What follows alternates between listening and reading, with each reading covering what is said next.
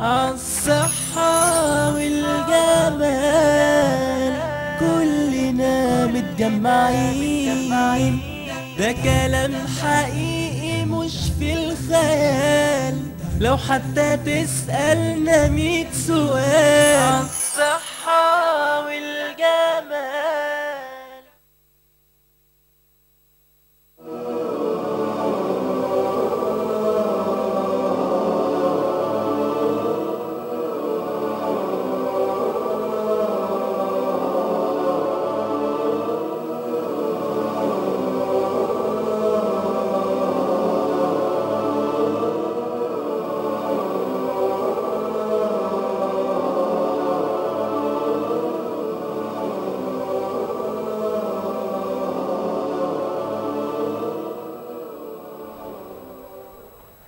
السلام عليكم ورحمة الله وبركاته. معكم سعد المصري معالج الرفلكسولوجي والشياتسو. الزوجة دي يعني نبص لوشها كده متدينة، صح ولا لا؟ طب ليه ببص على القدم؟ بعض الناس يقول لك ما اصلها لو معرقبة تبقى في مشاكل عندها هنا في الجسم والعظم هنا بيبقى بارز والكلام ده كله. صح، مظبوط الكلام ده لو في عرقوب، بس انا ماليش دعوه برك بالقصة دي خالص. انا بتكلم على حاجة تانية، الكعب. انا ليه ببص على الكعب؟ ليه المصريين غنوا للكعب وكعب الغزال يا متحني والكلام ده؟ ليه الستات عموما في العالم كله بيهتموا بالكعب والباديكير ليه؟ قال لك لان مهم جدا ان الكعب ده يكون احمر، بس هو المفروض يكون احمر طبيعي. طب لو هو مش مفهوش الاحمرار الطبيعي ده بيبقى فيه مشكله. استاذ حافظ معانا اتصال، اهلا وسهلا يا فندم. السلام عليكم. عليكم السلام ورحمه الله وبركاته، اهلا وسهلا. كل سنه وانت طيب. بالنسبه لكعب رجلي تعبان يا دكتور. وانت طيب يا دكتور. معلش عيد تاني. كعب رجلي. كعب رجلك؟ كعب رجلي يمين وانا جاي من النوم.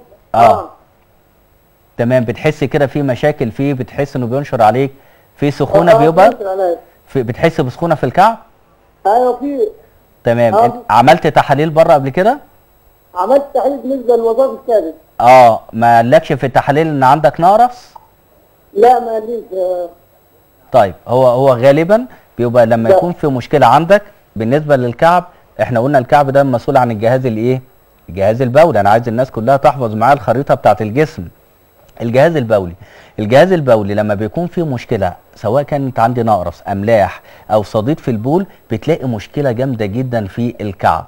التشوهات اللي موجوده في نهايه الكعب ده تعرف على طول ان عندك صديد في البول. طب ده انا حللت بره وبتاع وتحاليل طالعه 100 100، يعني هي مش 100 100 قوي كده. ما دام ما طلعتش عندك صديد في البول او ما فيش يوريك اسيد او نسبه اليوريك اسيد عندك مش عاليه، هتلاقي لا، يبقى كده في مشكله في التحاليل. علاج طبيعي يعني؟ نعم. العلاج بالنسبه لك سهل جدا. علاج طبيعي يعني؟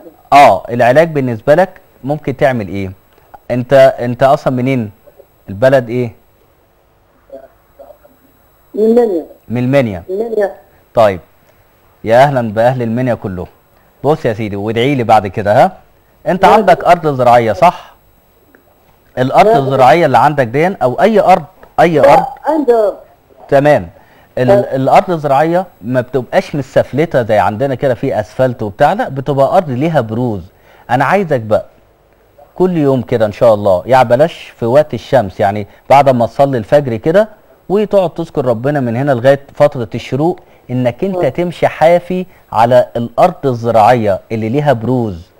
لانك انت لما بتمشي حافي على الارض دي، البروز دي بتضغط على النقاط الانعكاسيه الموجوده في بطن القدم، فبتعالج لك كل المشاكل اللي موجوده في الجسم. في نفس الوقت بتعمل لك توازن للطاقه بتاعه الجسم وكهربه الجسم، وبتلاقي نفسك بتنام نوم طبيعي كويس جدا. وهتلاقي ان لون البول بعد انك انت تمشي حوالي نص ساعه في المكان اللي انت فيه، هتلاقي لون البول نازل غامق جدا وريحته نفاذه كده شويه. ريحته نفاذه. تعرف ان بالطريقه دي انت بتتخلص من نسبه الاملاح ونسبه الترسيب الموجوده في البول، وهتلاقي الكعب دون ما بقاش فيه اي مشكله من المشكلات دي. اهم شيء بس تمشي على الارض اللي فيها البروز دي.